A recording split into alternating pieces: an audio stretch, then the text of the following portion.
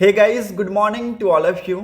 आज के इस वीडियो में डिस्कस करेंगे 15 अक्टूबर 2025 के इम्पॉर्टेंट आर्टिकल्स एंड एडिटोरियल को। अगर आप लोगों को वीडियो इन्फॉर्मेटिव लगता है, वीडियो प्रोडक्टिव लगता है, तो वीडियो को लाइक एंड शेयर जरूर कर लीजिएगा। साथ ही साथ चैनल को सब्सक्राइब कर लीजिएगा and don't forget to click on the bell icon to get the latest video update. So let's move to the first page of the newspaper. Discuss करेंगे यहाँ के इंपॉर्टेंट न्यूज आर्टिकल्स को। Supreme Court questions if ED is overstepping in Tamil Nadu liquor scam probe. Court extends stay on central agencies investigation. CGI Gavai asks if federal structure is affected and why local police can't look into the cases. Tamil Nadu में Tamil Nadu state marketing corporation के against money laundering का जो case है उसको registered किया गया है और इस केस को कौन देख रहा है? ईडी देख रहा है। ओके, और ईडी के ऊपर यहाँ पे क्वेश्चन किया गया है सुप्रीम कोर्ट के द्वारा ऑफ ओवरस्टेपिंग का। इन्होंने इनके जो स्टे है उसको भी एक्सटेंड किया है, तो ये भी इंपॉर्टेंट है, इसके बारे में भी आप सभी को पता होना चाहिए। होप आप सभी को यहाँ पे ये आर्टिकल क्लियर हो गया होगा। यहाँ पे इन्होंने क्वेश्चन पूछा है कि क्या फेडरल स्ट्रक्चर अफेक्ट हुआ है और पुलिस जो है वहाँ की क्यों इस मैटर को सीरियसली नहीं ले रही है। मूव करते हैं नेक्स्ट इंपॉर्टेंट न्यूज़ की तरफ। यहाँ पर और कुछ है नहीं, so let's move to the second page of the newspaper. CM promises froth free Yamuna to devotees during Chhath Puja. देखिए, अभी मैं आप सभी को बता दूं कि अक्सर आप देखते हैं कि यमुना के ऊपर फ्रोथ जम जाता है। फ्रोथ क्या होता है? एक टाइप का फोम, वो वाइट भी हो सकता है, हल्का ब्राउन टाइप का भी हो सकता है। तो जो वाइट फ्रोथ होता है ना, वाइट फ्रोथ, झाग जिसको बोलते हैं, वो किसकी वजह से बनता है? मिक्सचर ऑफ सीवेज और इंडस्ट्रियल वेस्ट का। इसको अगर पूरा लिख दूं मैं, सीवेज और इंडस्ट्रियल वेस्ट, IW, ठीक है। तो ये वाइट फ्रोथ का यहाँ पे निर्माण होता है, इससे वाइट फ्रोथ का इससे निर्माण होता है और it is very dangerous. Okay, और इसलिए यहाँ पे जो सीएम है रेखा गुप्ता जी, इन्होंने ट्यूसडे के दिन एश्योर किया to the people of Delhi that the people of Delhi will not see the fruit floating on Yamuna this year during the festive season। ठीक है, तो इट्स वेरी इंपॉर्टेंट। यहाँ पे इनकी सरकार फुल्ली प्रिपेयर्ड है कि यहाँ पे फ्रोथ फ्री यमुना किया जाएगा in the time of festival. Hope आप लोगों को ये आर्टिकल भी क्लियर हो गया होगा। यहाँ से लेके एडिटोरियल पेज तक कोई भी इंपॉर्टेंट न्यूज़ है नहीं, so we have come directly to the opinion page of the newspaper. We have directly come to the 9th page of the newspaper because there is no important news in between of these pages. So let's move ahead to look another important news. Cyber crime cases of cheating by personation surge in Karnataka. Karnataka में cyber crime के जो cases हैं वो यहाँ पर बढ़ते जा रहे हैं। ये यहाँ पे गवर्नमेंट का डाटा हमें बताता है। गवर्नमेंट के डाटा के हिसाब से cyber crime such as fake job offers, online investment frauds, fraudulent social media profiles and impersonation schemes have surged in recent years. The increase in most pronounced in Karnataka, which in 2023 accounts for more than 70% of all such cases in India. अगर पूरे India में 100 case हैं cyber crime को लेके, तो 70 case आपको कर्नाटका में देखने को मिलेंगे। इट्स वेरी इंपॉर्टेंट, मतलब कि 70% जो केसेस हैं वो कर्नाटका में है। Also only about 1 in 4 such offences is charge शीटेड and only around 1 in 3 of those that rich courts and in conviction.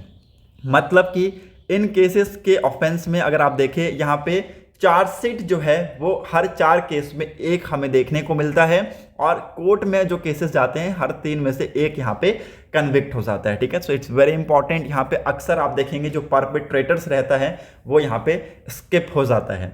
These type of cyber crime falls under section 66D of information technology act 2000 which state whoever by means of any communication device or computer resource cheat by personating shall be punished with imprisonment of up to 3 years and a fine of up to 1 lakh rupees। ठीक है, इस type के जो भी cyber crime के cases होते हैं ना, उसको किसके अंदर डाला जाता है? सेक्शन 66D के अंदर डाला जाता है ऑफ इंफॉर्मेशन टेक्नोलॉजी एक्ट 2000, जो कि क्या कहता है इसके बारे में आप सभी को पता होना चाहिए। ये लिख लीजिएगा, बहुत ही ज़्यादा इंपॉर्टेंट है, वेरी वेरी वेरी इंपॉर्टेंट है ये।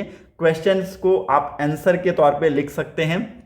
यहाँ पे इसका मेन मकसद क्या है कि कोई भी हो, ठीक है, किसी भी तरह का जो डिवाइस है, कंप्यूटर डिवाइस है या फिर इलेक्ट्रॉनिक डिवाइस है, उसका यूज़ करके अगर किसी व्यक्ति को, थर्ड पर्सन को अगर वो चीट करता है तो इस केस के अंदर उसको क्या मिलेगा, पनिशमेंट मिलेगा ऑफ 3 ईयर का, और यहाँ पे उसको 1 लाख का जुर्माना देना पड़ेगा। India has seen a sharp rise in cyber crime cases from about 53,000 in 2021 to 66,000 in 2022 and roughly 86,400 in 2023। Okay, हमें आप देखेंगे इंडिया में साइबर क्राइम का जो केस है उसमें हमें इंक्रीमेंट देखने को मिला है। अर्लियर 2021 में ये केसेस 53,000 के अराउंड था, ये 2022 में बढ़ के 66,000 हो गया, और 2023 में ये बढ़ के 86,400 के आसपास हो गया। Karnataka alone accounts for more than a quarter of these cases as per according to the report says. ठीक है, तो आप यहाँ पे केस देख सकते हैं, मैप 1 को आप देख सकते हैं, ऑल ओवर इंडिया का ये डाटा है। यहाँ पे कर्नाटका कितना अकाउंट करता है, ओवरऑल 25.3% अकाउंट करता है in all of these cases. Maharashtra कितना अकाउंट करता है तो ये भी आप देख सकते हैं, 9.3% अकाउंट करता है। तेलंगाना 21.1%। उत्तर प्रदेश कितना अकाउंट करता है, 12.4%। तो ये आंकड़े को आप लोग लिख सकते हैं, यहाँ पे ये इंपॉर्टेंट आंकड़े आप सभी को पता होने चाहिए। और केसेस यहाँ पे हम देखे हैं कि देखिए प्री कोविड पीरियड में, मतलब कि कोविड से पहले वाला जो पीरियड था ना, वहाँ पे केसेस उतना ज़्यादा थे नहीं। उसके बाद केसेस गिरावट हुए हैं, ठीक है, केसेस यहाँ पे गिरे हैं, बट अगेन 2023 में हमें क्या देखने को मिला, एक शार्प देखने को मिला, एक शार्प राइज हमें यहाँ पे देखने को मिला। देखिए यहाँ पे लिखा हुआ है ना, 25% 2019 में था, 2020 में गिर के ये कितना पे आ गया, 21% पे आ गया। 2021 में गिर के यहाँ पे कर्नाटका में 15% पे आ गया। ओके, 2022 में अगेन ये 19% पे आ गया, बट अगेन आप देखें 2023 में ये कितना पे हो गया, 2023 में 25% पे ये आ गया। ठीक है, तो ये इंपॉर्टेंट है, कर्नाटका में यहाँ पे फ्लक्चुएशन हमें केसेस में देखने को मिल रहा है। और यहाँ पे जो कन्विक्शन रेट है, चार्जशीट रेट है, वो बहुत कम है। सरकार के द्वारा यहाँ पे स्टेप्स लेने चाहिए ताकि यहाँ पे कन्विक्शन और चार्जशीट के जो रेट है वो अच्छे हो सके। होप आप लोगों को यहाँ पे ये आर्टिकल क्लियर हो गया होगा। यहाँ से कोई भी डाउट होता है please let me know in comment section. Move करते हैं नेक्स्ट इंपॉर्टेंट न्यूज़ की तरफ। यहाँ पर और कुछ है नहीं, so let's move to the next important article, how innovation drives economic growth. देखिए यहाँ पे 3 साइंटिस्ट को अवार्ड दिया गया है, नोबेल प्राइज दिया गया है in the economic field. On 13th of October, the Royal Swedish Academy of Science announced that it had decided to award the 2025 Sveriges Riksbank Prize in Economic Science to Geo Mjolkers, Philippe Agnons and Peter Howitz for having explained innovation driven economic growth। तो ये important है, इसको लिख लीजिएगा। तीनों के नाम मैंने ऑलरेडी आप लोगों को कल के वीडियोस में बताए हैं। इनको यहाँ पे रिस्क बैंक प्राइज से सम्मानित किया गया है in the field of economic. और जो प्राइज है ना, उसको 2 भाग में बांटा गया है। पहला जो भाग है ना, फर्स्ट पार्ट, वो किसको मिलेगा, मिस्टर मॉकियर को मिलेगा। ठीक है, मिस्टर मॉकियर को मिलेगा। और जो दूसरा भाग है उसका 2 डिवीजन हुआ है। ठीक है, दूसरा भाग का 2 डिवीजन हुआ है, किसके किसके बीच में, मिस्टर एगिनॉन के बीच में, मिस्टर एगिनॉन के बीच में, और दूसरा मिस्टर हॉविट्ज़ के बीच में। ठीक है, मिस्टर हॉविट्ज़ के बीच में। तो ये इंपॉर्टेंट है, इसको भी लिख लीजिएगा। हु आर द विनर्स में आपको मैंने बता दिया कि 3 यहाँ पे साइंटिस्ट हैं, जियो म्योकर्स, जिनका जन्म यहाँ पे 1946 में हुआ लेडेन में, जो कि कहाँ पे है, नीदरलैंड में है, और ये करेंटली प्रोफेसर हैं ऑफ नॉर्थ वेस्टर्न यूनिवर्सिटी के। ओके, तो इनको यहाँ पे मिला है।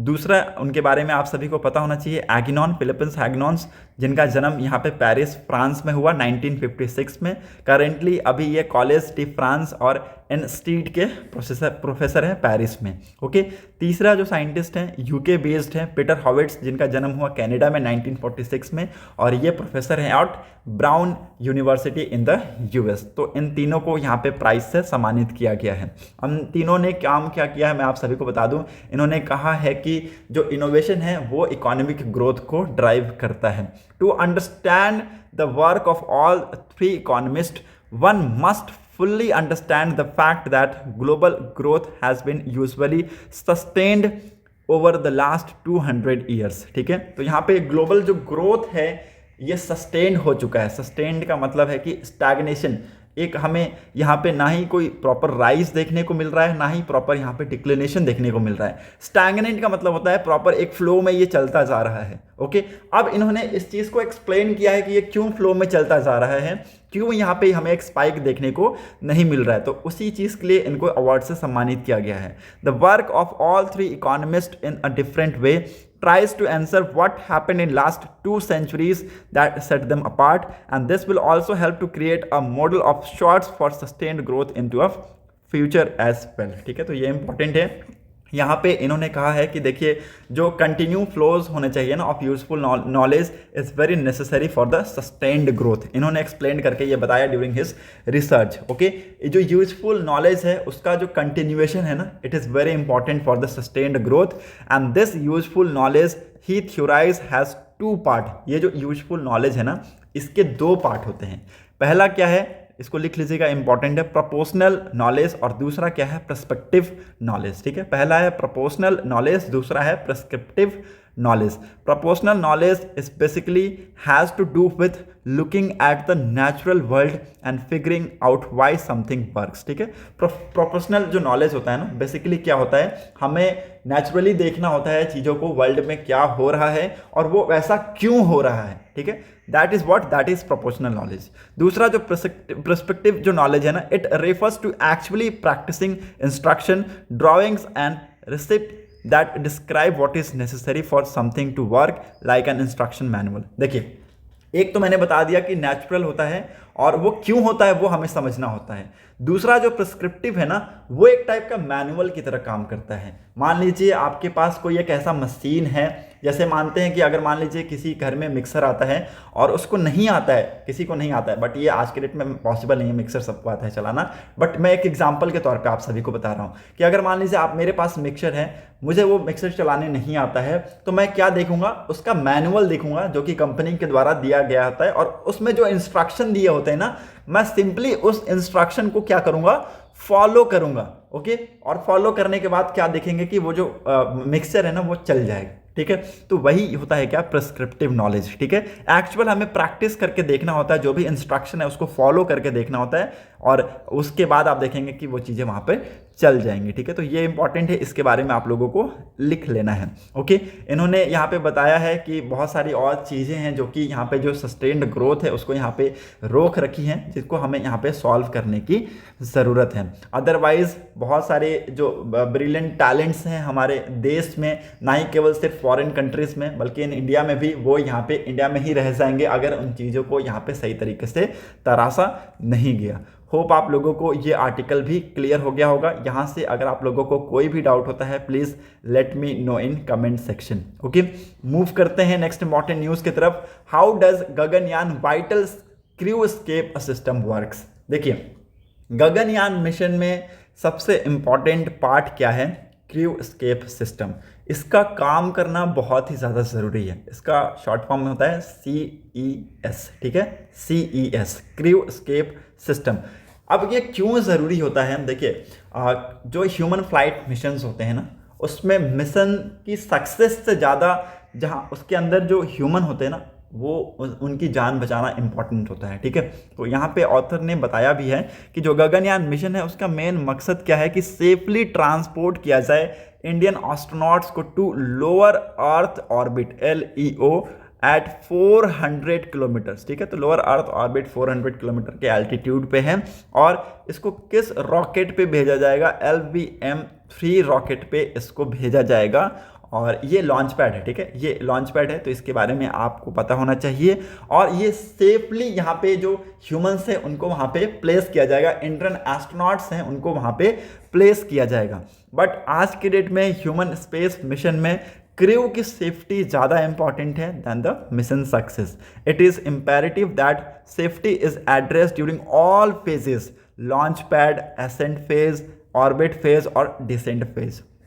ऐसा नहीं है कि एक फेज़ की सेफ्टी हमने तैयार कर दी तो अगले फेज़ में हम लूप होल करें ना, सारे फेजेस में जितने भी फेजेस यहाँ पे किए जाते हैं, चाहे वो लॉन्च पैड पे हो, चाहे वो यहाँ पे एसेंट फेज हो, चाहे वहाँ पे ऑर्बिट पे फेज हो, चाहे डिसेंट का फेज हो, इन सारे फेजेस में सेफ्टी को यहाँ पे मद्देनजर रखना पड़ता है। ओके, और एक dedicated crew escape system will be the part of this mission to ensure the crew safety in the event of contingency that jeopardize the missions. ठीक है, तो अगर किसी केस में इमरजेंसी में इस सिस्टम का यूज़ करना पड़ा तो यहाँ पे यूज़ किया जाएगा, इसलिए यहाँ पे इसको टेस्ट किया जा रहा है। ओके, और टेस्ट करने के बाद अगर यहाँ पे जो चीज़ें हैं फिर भी वो नहीं हो पाती हैं तो इसको सेपरेट करने के लिए, जो मॉड्यूल है उसको अलग करने के लिए यहाँ पे हमें उसी स्पीड से उसके अंदर कुछ ऐसा डालना पड़ेगा ताकि देखिए जो लॉन्च पैड होता है ना उसकी स्पीड सुपरसोनिक होती है। ठीक है, यहाँ पे बताया गया साइंटिस्ट के द्वारा, आप देख सकते हैं the HLVM-3 rocket is equipped with 2 powerful S-200 solid fuel booster to lift off and unlike liquid and cryogenic engine solid motors cannot be shut down once they are ignited। Okay, देखिए इसका कहने का मतलब ये है कि अगर एक बार ये जो सॉलिड फ्यूल बूस्टर यहाँ पे जल गए, ठीक है, तो ऐसा नहीं है कि लिक्विड और क्रायोजेनिक इंजन्स में क्या होते हैं ना, एक बार जल गए तो भैया बंद हो जाते हैं, बट सॉलिड मोटर्स एक बार अगर स्टार्ट हो गए ना भैया तो उसको शट डाउन नहीं किया जा सकता। और वो अगर एक बार स्टार्ट हो गया ना तो जो यहाँ पे लॉन्च पैड है ना वो हाइपरसोनिक स्पीड से वो चलेगा। Okay, more than the 5 time of the sound of the speed. Okay, sound of the speeds के 5 गुना तेजी से वो ज़्यादा स्पीड से चलेगा। तो उस स्पीड से CES को यहाँ पे एक्सट्रैक्ट करना क्रू मॉड्यूल्स के लिए बहुत ज़्यादा यहाँ पे इंपॉर्टेंट हो जाएगा। ठीक है, क्रू मॉड्यूल्स को वहाँ पे सेपरेट करना बहुत ज़्यादा ज़रूरी हो जाएगा। तो इस सारी चीज़ों के लिए यहाँ पे ऑथर ने बताया है इस आर्टिकल के थ्रू कि कैसे यहाँ पे सेफ्टी रखा जा सकेगा। ओके, क्या कुछ इसको लेके टेस्ट किए गए हैं, पहले भी इसको लेके टेस्ट किए गए हैं अक्टूबर 2023 में, जिसमें हमें देखा गया कि एक ऐसा प्रॉब्लम वहाँ पे क्रिएट किया गया और उस प्रॉब्लम में वो जो मॉड्यूल है वो सक्सेसफुली यहाँ पे पानी में ओशियन में आ गिरा था। ठीक है, तो ये चीज़ें हमने ऑलरेडी उस टाइम पे डिस्कस की थी। ओके, बट यहाँ पे 2 डिफरेंट टाइप्स के CES होते हैं।